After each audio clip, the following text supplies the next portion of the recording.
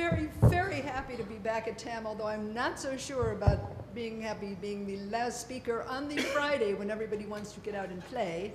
But I'm going to try to give you some ideas that may challenge your familiar way of thinking, and that's always a fun thing to do, in my opinion. Well, I've spent my whole life lobbing grenades at psychobabble. That's been my business as a psychological scientist. You know, these are the pop psych ideas that... Thank you. So these are the ideas, you know, that exist in our culture without any visible means of empirical support, right? So for example, my first book on anger so many years ago, you know, I politely pointed out what was wrong with the Freudian notions of catharsis and how good it was for you to always let it out of your system and so forth. And I found that many people in response wrote to me wishing that I had a pleasant sexual experience by myself.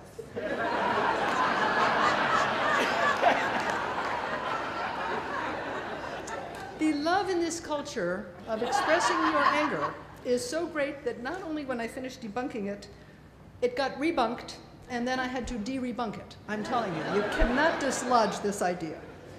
And we see the result of my efforts, which has been the rise of civility and manners in America.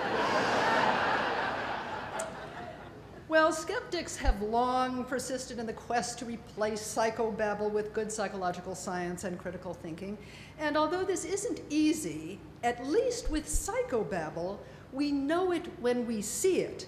Its assumptions are right out there in testable form.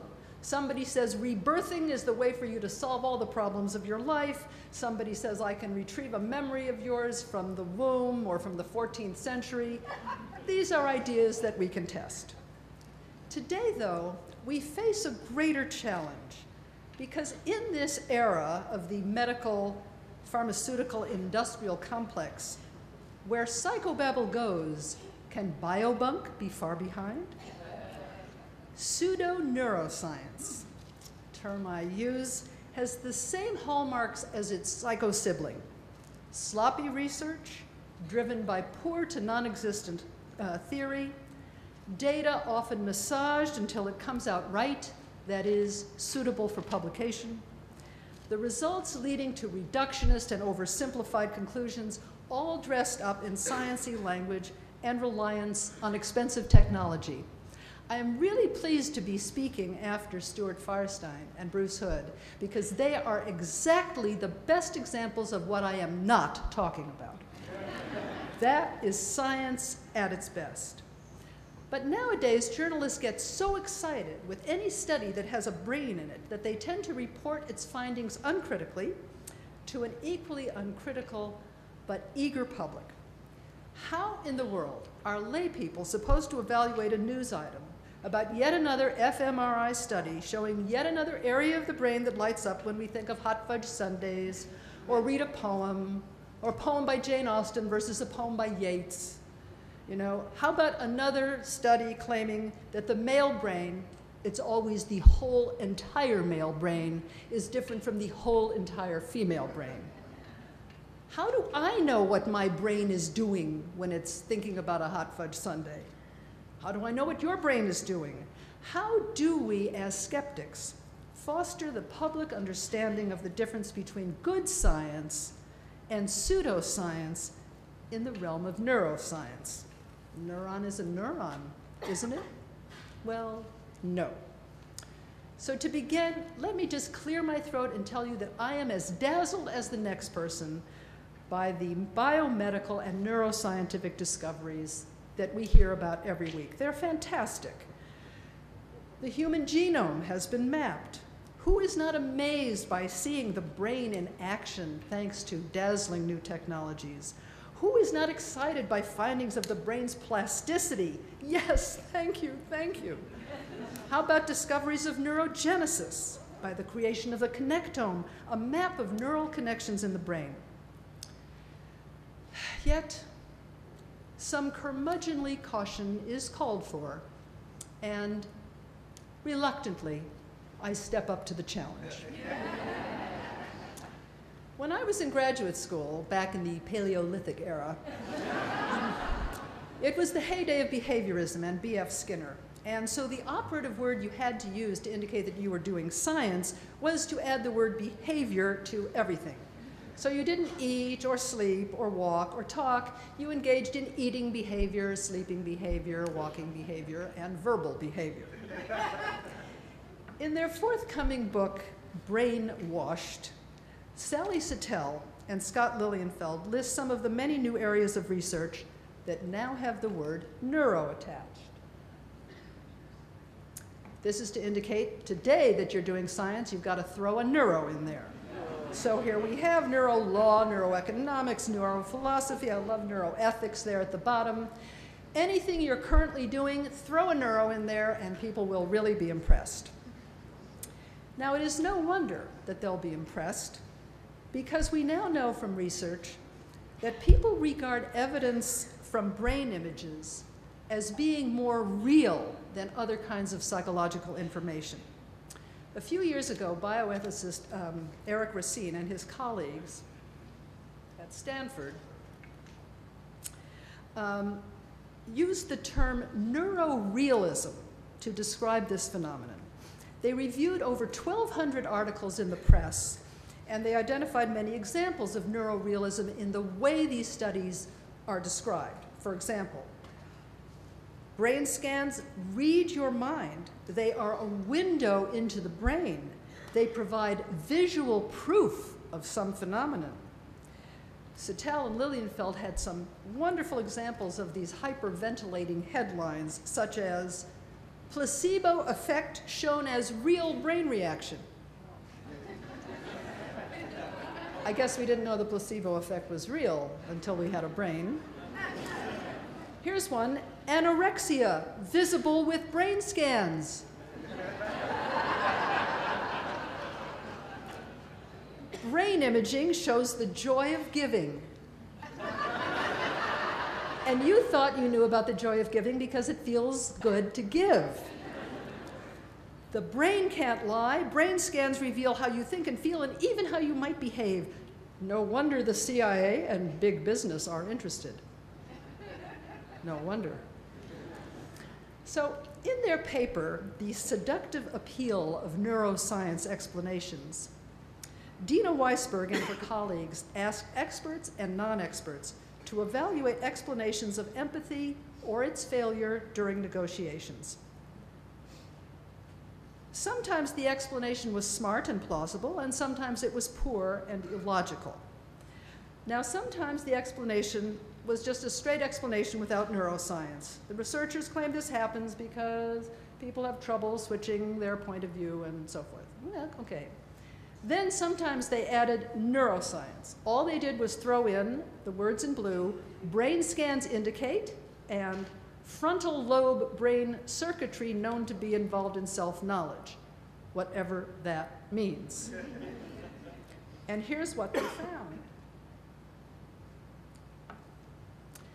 The non-experts thought that explanations with the logically irrelevant neuroscience information were more satisfying than explanations without them. And they had a particularly striking effect on non-experts' judgments of bad explanations. So this is what we're up against. Non-experts especially love bad explanations from neuroscience. You don't even have to use words like frontal lobe brain circuitry. You can just throw in an image of brain activity, and that will be enough to make a study's conclusions seem more scientific. I love this study. People read some nonsense, such as a passage explaining that because watching television and doing math problems both cause activation in the temporal lobe, watching television will improve math ability. People who read a version of this passage accompanied by fMRI images thought it had much better scientific reasoning than those who read a version with no images or even a version with a bar graph. This is why I don't go anywhere anymore without my brain. I want people to know I'm doing science. But I am not alone. You can see in this era of neurorealism that anyone doing anything vaguely clinical feels obliged to throw a brain in there. Coaching with compassion lights up mentee brains. I don't know what that blob is, and I don't know what is supposed to be lit up. We just throw that little colorful thing in there, and that will show that our method of coaching is really scientific. Or this one, a workshop for practitioners. It's an exciting time to be a clinician because neuroscience is offering dramatic insights into human development. We've known all along about the importance of love and attachment, see, but now we have the brain to prove it. Well, neuro is not the only hot word in psychology these days. Another is narrative. In psychology, people speak of narrative theory, narrative therapy, narrative identity. I was glad Bruce was talking about the self because that's a big impulse here. How do we talk about ourselves? What is the influence on us of the stories we tell about our lives, of how we explain behavior? And so I want to tell you a story about neuroscience and how the narratives, the stories we tell about neuroscience, affect us as individuals and as society. Our story begins in 1980 with the election of Ronald Reagan and a decade that began the rapid rise of biomedical technologies, the deregulation of the pharmaceutical industry, and the crumbling of the once impenetrable firewall between research and industry. To understand the scope of this transformation, you have only to know what Jonas Salk said when in 1955 he was asked why he didn't patent the polio vaccine. He said, "Can you patent the sun?" A vaccine, he said, was for the public good. And in his time, scientists thought it was unseemly, distasteful to be doing research for personal profit. Doesn't that seem quaint? Today, our society has moved to the notion that not patenting the sun, if you could, is crazy. So the rising biomedical industrial complex produced three major scientific and commercial developments: pharmaceuticals, psychopharmaceuticals, genetic testing in the genome, and imaging the brain. Each of these areas of research appeared with great fanfare and exhilarated promises in the media, also from some scientists. Listen to Prozac. It means the end to depression. Hey, a study has found the gene for depression. Wait, here's one for schizophrenia. Wait, here's a marker for homosexuality. And wait, we think we found the gene for worrying. Don't worry about that one. Now we're hearing that the genome, that magic thing, is going to give us personalized medicine one day. Your particular genetic pattern will determine the treatment you need for some disease or for some unwanted trait. Well, and the brain, oh my God, if we can screen, we can intervene.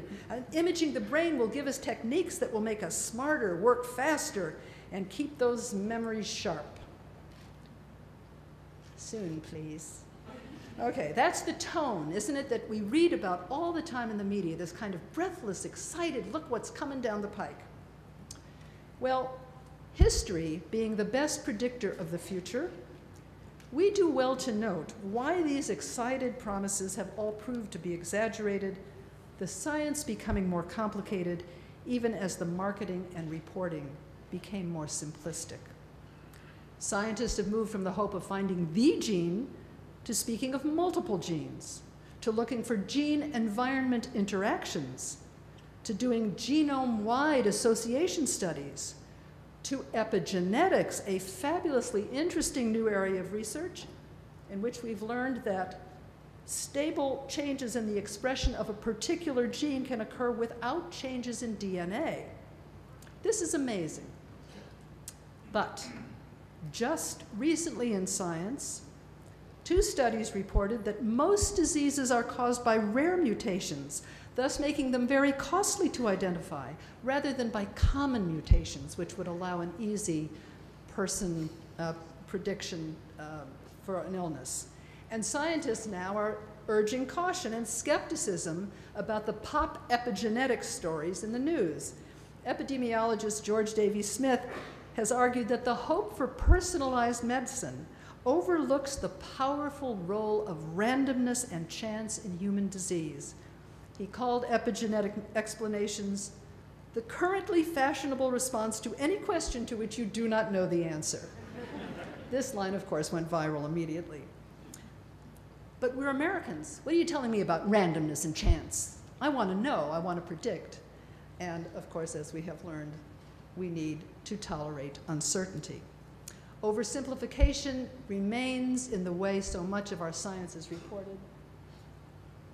As in the example of this wonderfully scientifically illiterate judge who decided that this guy had to go to prison because he was watching pornography, and there is, as of yet, undiscovered gene for child pornography watching. It's a yet undiscovered gene, but we know it will be there. It's a gene you were born with. It's not a gene you can get rid of. This guy needs to go back to school. Now, to illustrate the problems of pseudoscience in neuroscience, I want to digress a moment to give you an instructive lesson from what happened with the pharmaceutical industry. It may seem a digression, but trust me, I'm going to come back to my main theme. Within 10 years of its deregulation, the pharmaceutical industry had become the most profitable industry in the United States. And so pharmaceutical companies began a series of commercial procedures to get their products to market fast, especially blockbuster drugs. Blockbuster drugs have a definition. They sell $1 billion a year in profit. So the pharmaceutical companies began to sponsor or conduct their own research to determine when, whether, and where that research would be reported. They embargoed research with negative results. They bypassed peer review by going directly to the public. And they manipulated data to create an impression that a drug was more successful than it really was. Here's an example. Eric Turner and his colleagues in the New England Journal of Medicine went to the FDA and asked for all studies that had been done on 12 antidepressant agents involving more than 12,000 patients. The FDA had reviewed 74 registered studies.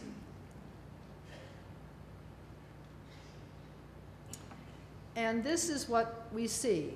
These are the studies that were published in professional journals. As you can see, almost all of them reported positive results of the effectiveness of a new antidepressant. Those are the 12 antidepressants along the side there, for benefits compared to older antidepressants or other antidepressants. But the researchers had all the data that the FDA had, including the studies that had not been published.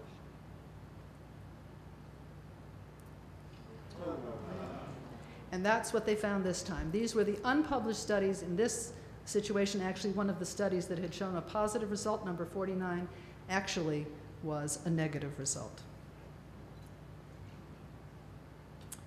For the public, for mental health professionals, for scientific researchers alike, the rise of big pharma had a tremendously important consequence: the virtual abandonment of non-biological explanations of people's problems and of non-medical interventions. With so much money going to medication, that's where the research went. Follow the money. People don't wake up one day and say, oh, I think I will study antidepressants instead of psychotherapy. No, you go where the money is. So consider, for example, the effort to find a female Viagra, which is definitely a billion-dollar market. Here's the head of one company saying, listen, hey guys, we can make a fortune here. And besides, if there's Viagra for men, there certainly should be a Viagra for women. It's only fair, after all. We don't want to be accused of sexism or anything like that, right? So there began a search for female Viagra, and this is what it looks like.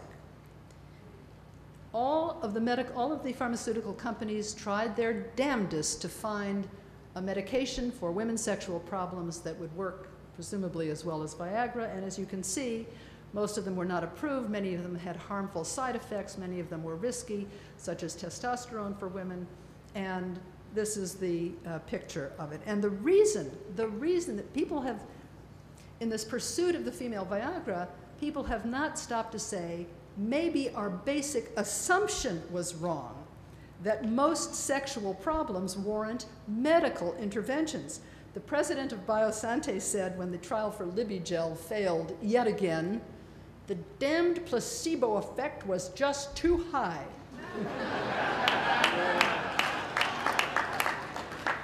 What any sex therapist could have told him is that most people do not have a sex problem just sitting by themselves on a sofa. The problem only begins when another person enters the room.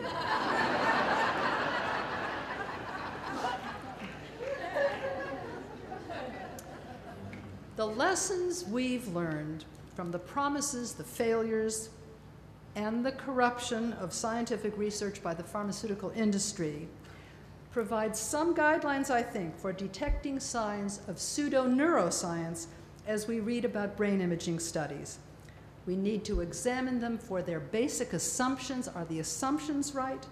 And we need to consider the way in which data might be manipulated or distorted to get published results.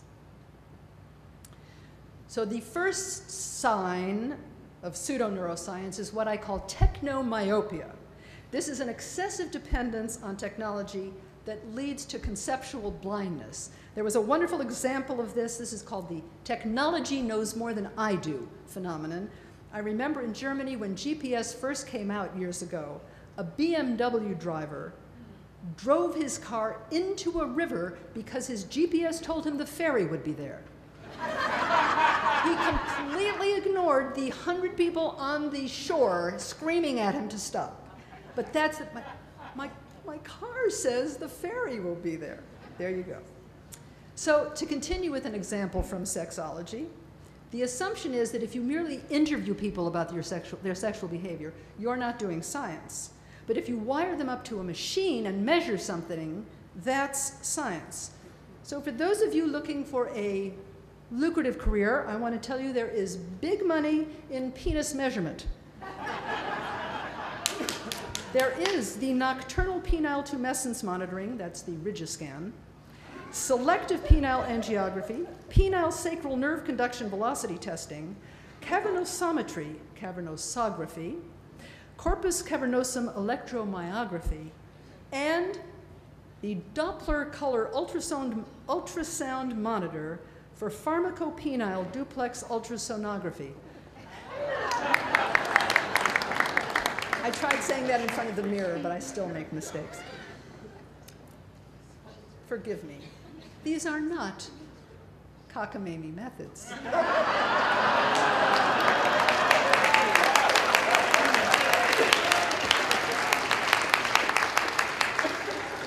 Listen, you write about sex, everything you say is a double entendre.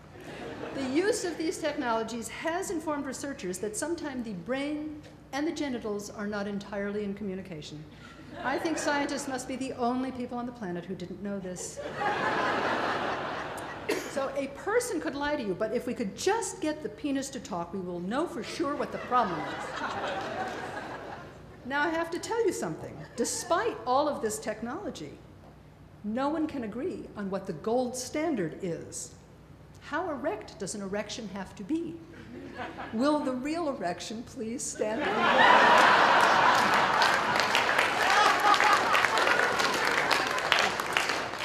And what's real, by the way, it turns out a man's judgment of what the problem is often does not agree with his partner's judgment of what the problem is. Isn't that a problem? Isn't that something technology can't answer? In House of Cards, Robin Dawes's wonderful critique of psychotherapy. Dawes was a brilliant clinical scientist. And he told a story of his early clinical training when he had to administer the Rorschach to a very depressed patient. The Rorschach is, by the way, it is one of the most unscientific of instruments. You cannot drive a stake through its heart, though. People have been trying energetically for decades. So the man replied to the first ink blot. It looks like a bat that has been squashed on the pavement under the heel of a giant's boot. Wow, said Dawes, this guy's depressed. Dawes was so thrilled by the success of the test that it took him a while to realize that the Rorschach had told him nothing that he didn't already know. So in this spirit, we need to ask, what did this fMRI study teach me that I didn't already know? Here's one, a Stanford study of math anxiety in the brain. This is, by the way, a stock photo. It has nothing to do with the researcher's research. But now we know. You see, when you look at this now, you'll know why they throw it in there, won't you? Because now you'll really think this must be science. And what they find is when people are anxious, they're anxious. It doesn't matter if they're anxious about math or if they're anxious about giving a talk. They're part of the brain. How about this one? This is a good one. Political bias affects brain activity, study finds. Okay, I have a personal interest in this one because there were only 3,000 studies of cognitive dissonance in the years before people were able to do fMRIs. But now that we know we can track it into the brain and see how people's thinking operates, then it must really be true. In another study, combat veterans with PTSD displayed different patterns of brain activity than did veterans without PTSD. Okay, that's interesting. The lead investigator said, this shows that PTSD is a brain disease. A brain disease? It shows nothing of the kind. Another psychologist looking at these findings said, this one makes me mad, said the findings offer concrete validation of human suffering. Concrete validation of human suffering? My friends, if we can't recognize human suffering without an fMRI, we are techno-myopic indeed. And so,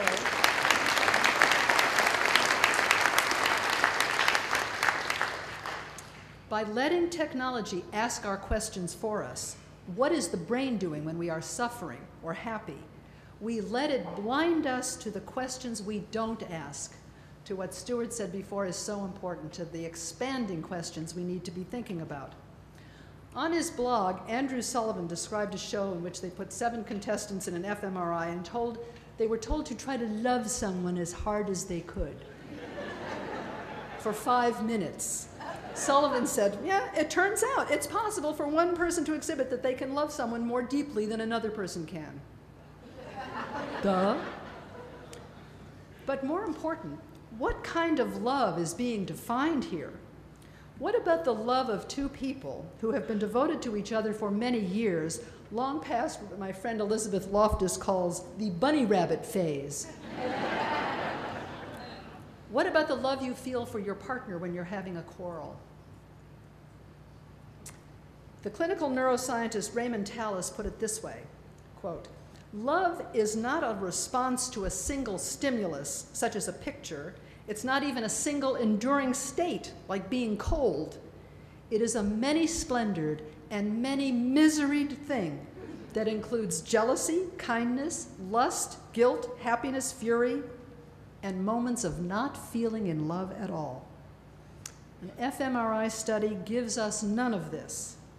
It blinds us to the importance of anything it cannot measure.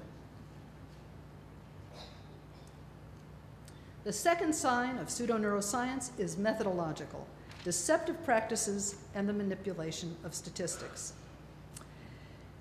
Many people fail to realize that brain images can convey misleading impressions. This is from a book by Joseph Dummett years ago, who pointed out that people can color their scans, their brains, in any way they want, and this leads to a kind of lively set of notions that we're talking about some real differences here. And, this is a stock photo from Corbis. I might be having a red brain day, maybe a blue brain day.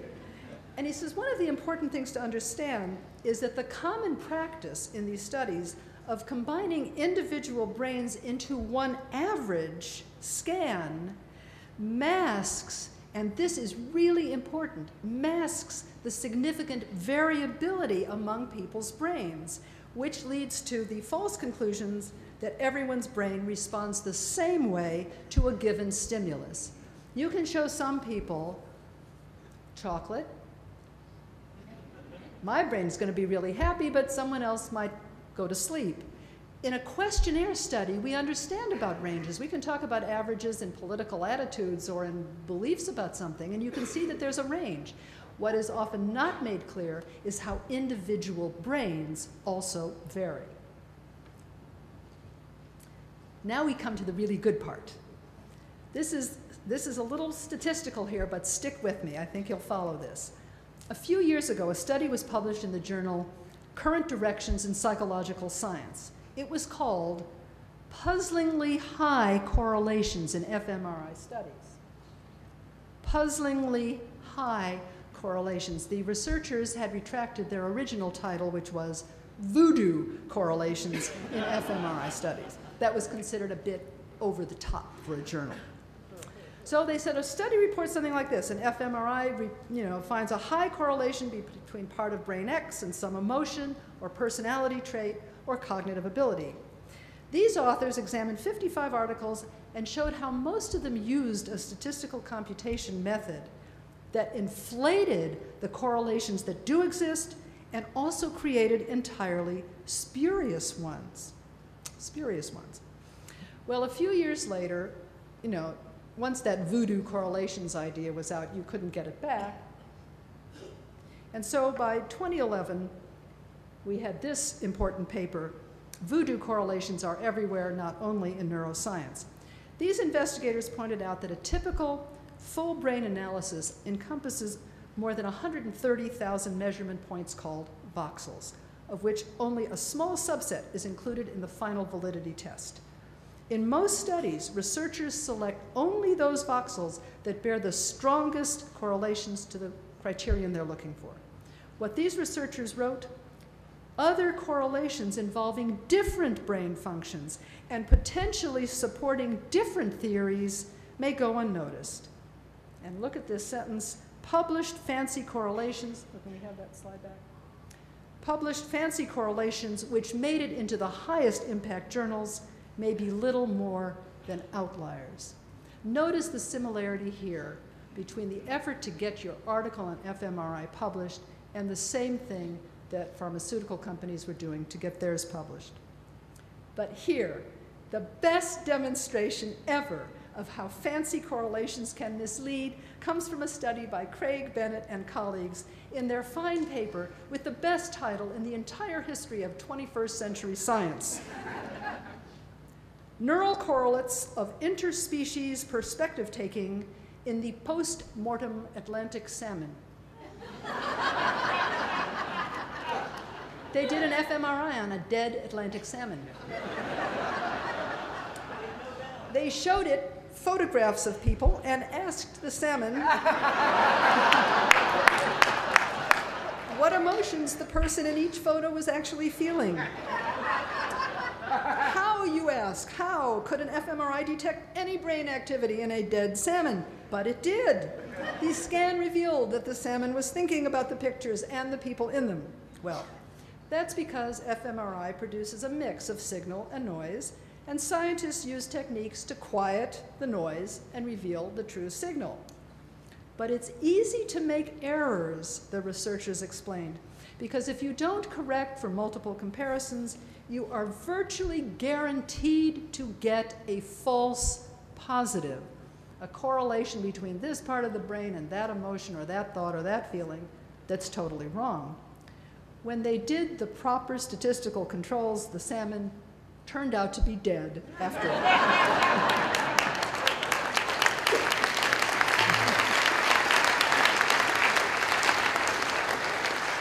So you see the take-home message here, as my colleague Marianne Gary said, is you have to realize that other studies too, we may not know if the result is real or just another dead salmon.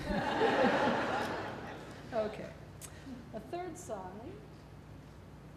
of pseudoneuroscience is reductionism. Okay, the failure to recognize individual variation in context. here you go. There is no better example of reductionism than to take a look at the many books out there on the something brain. And of course, especially the male brain and the female brain.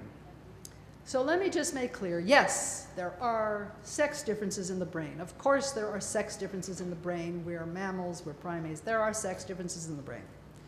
The problem, as Stephanie Shields has said, the identification of difference is treated as the end of the explanatory story.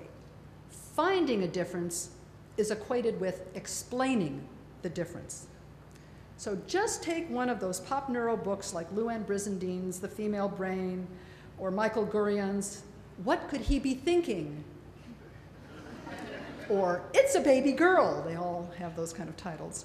You will see reductionism in action. These books all claim that men and women, all men, all women, are hardwired to misunderstand each other, have different interests and skills, to learn differently, and to differ in empathy and logic. The author of The Male Factor, a woman, said, "The male brain has the enviable ability to essentially switch off emotions when desired,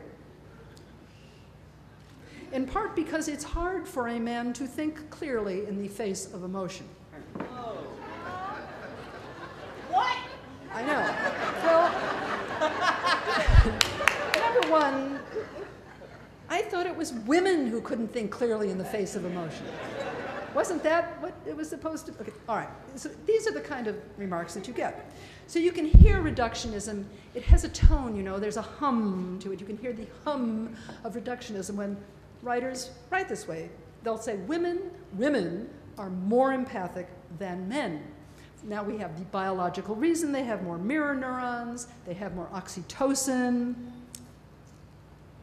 Okay, so on questionnaires, women are more likely to say, yeah, women are more empathic than men. That's a nice quality, and we have it.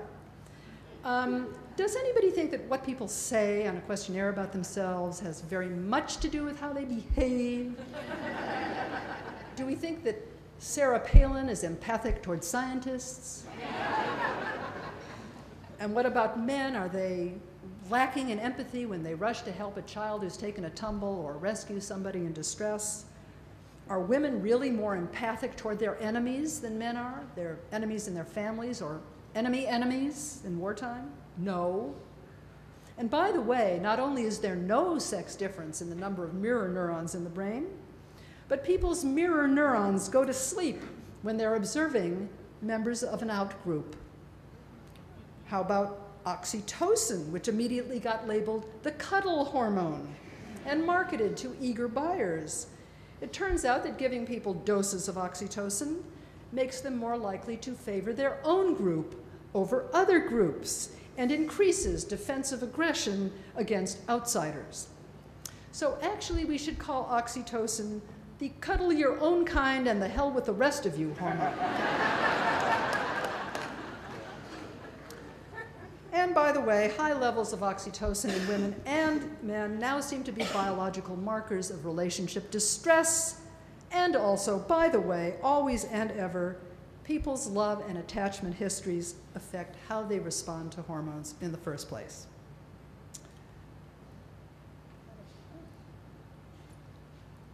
Sorry, thank you. I've been studying the study of sex differences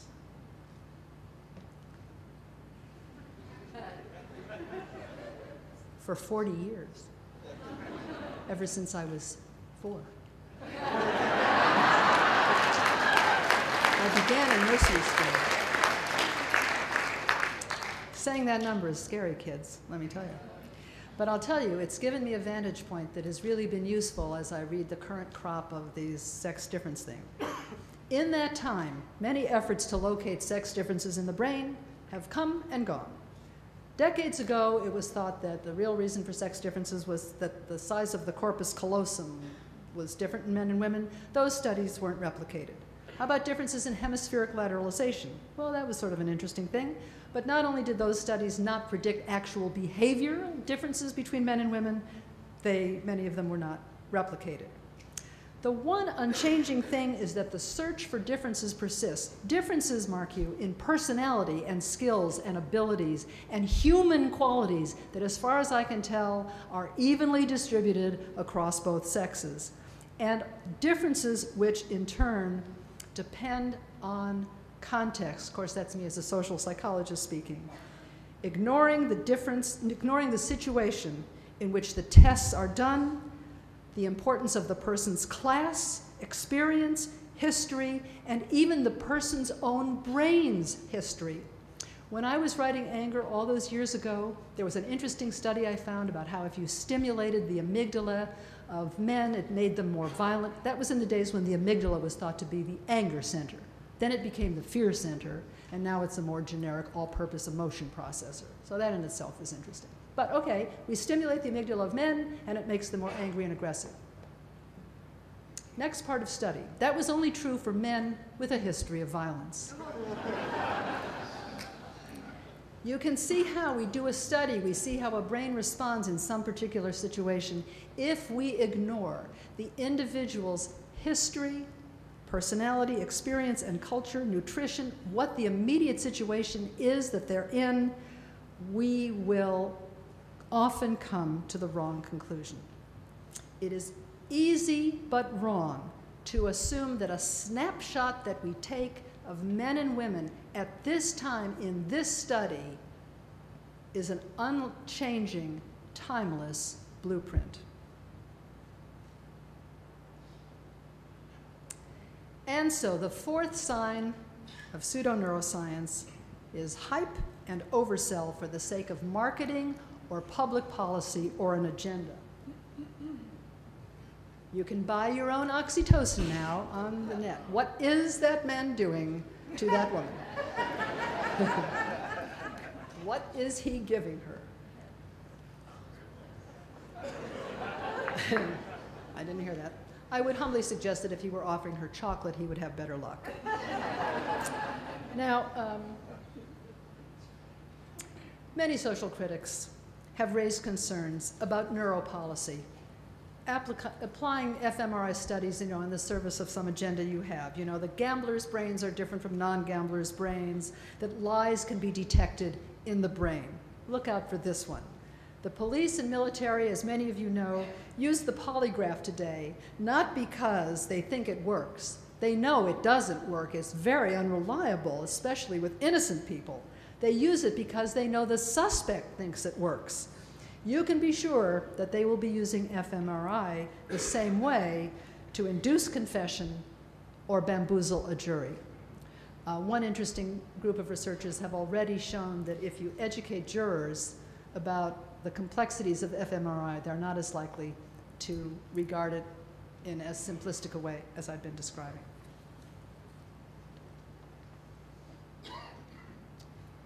I have a few more minutes. So today, here's what's coming down the pike. The drive for cognitive enhancement is going to produce not only medication, but things we can do to the brain. Just a few months ago, neuroscientists at the University of Oxford reported that transcranial direct current stimulation, TDCS, might soon be used with healthy people to improve their math skills, memory, problem solving, and other mental abilities. One researcher said, "I can see a time when people plug a simple device into an iPad so that their brain is stimulated when they're doing their homework, learning French, or taking up the piano." Sounds good, doesn't it? Huh. It would also be a great educational aid for children. Well, sure, but by now, don't we want to ask a few skeptical questions, such as, who funded this research? How much research on TDCS has been done? Not much. Has research determined whether there are better or worse ways of using TDCS for different mental abilities? Not yet. Has the method been tested on children whose brains are still developing? Not yet. Is it known whether boosting ability in one arena might affect abilities in another? The dreaded side effect, risk factor problem? Not yet. Has research determined whether the use of TDCS in the laboratory can improve anybody's abilities in real life, or whether its effects last longer than 10 minutes? Not yet. But we can be sure that plenty of entrepreneurs won't wait for answers to these questions before they start trying to market it to whoever is willing to buy.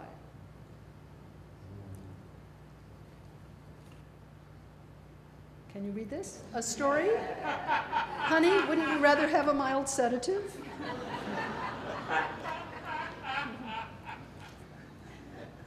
Well, I love this cartoon, a story. I started by saying I was going to tell you a story about neuroscience.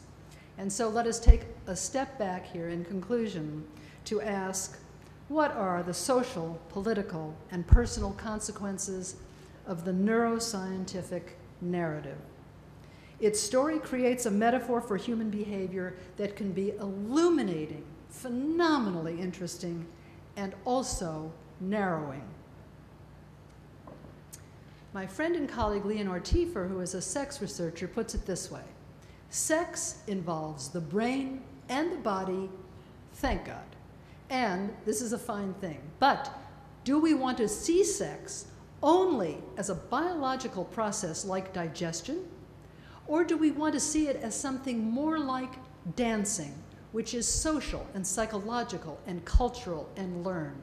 Notice the consequences of what follows in our lives for how we wish to see sexuality, the story we tell about it. Is it built in? Is there some notion of what's normal? And if it isn't normal, how do I fix it? I assume it stays the same over a lifetime. All people respond the same way, and if they don't respond that way, they're not normal, they're not healthy.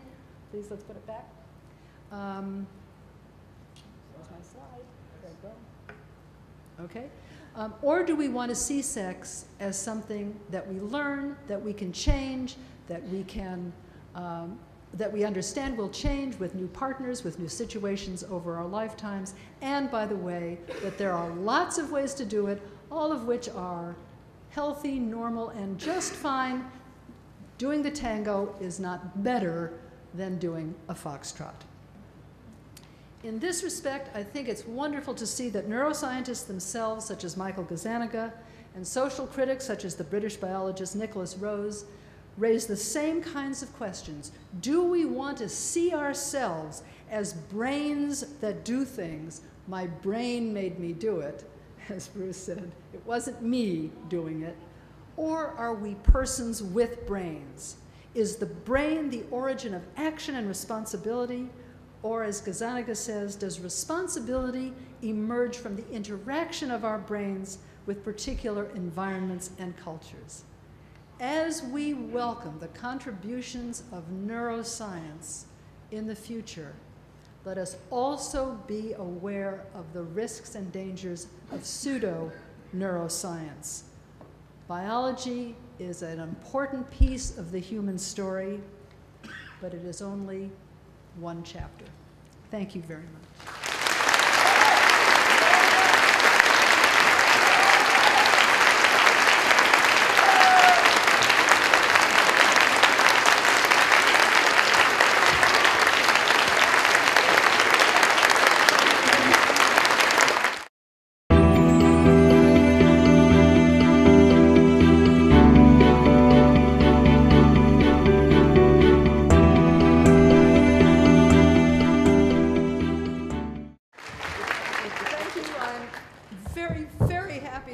At TAM, although I'm not so sure about being happy being the last speaker on the Friday when everybody wants to get out and play. But I'm going to try to give you some ideas that may challenge your familiar way of thinking, and that's always a fun thing to do, in my opinion. Well, I've spent my whole life lobbing grenades at psychobabble. That's been my business as a psychological scientist. You know, these are the pop psych ideas that... Thank you. So these are the ideas, you know, that exist in our culture without any visible means of empirical support, right? So for example, my first book on anger so many years ago, you know, I politely pointed out what was wrong with the Freudian notions of catharsis and how good it was for you to always let it out of your system and so forth. And I found that Many people in response wrote to me wishing that I had a pleasant sexual experience by myself. Understanding of the difference between good science and pseudoscience in the realm of neuroscience. Neuron is a neuron, isn't it? Well, no. So to begin, let me just clear my throat and tell you that I am as dazzled as the next person by the biomedical and neuroscientific discoveries that we hear about every week. They're fantastic. The human genome has been mapped. Who is not amazed by seeing the brain in action thanks to dazzling new technologies? Who is not excited by findings of the brain's plasticity? Yes, thank you, thank you. How about discoveries of neurogenesis by the creation of the connectome, a map of neural connections in the brain?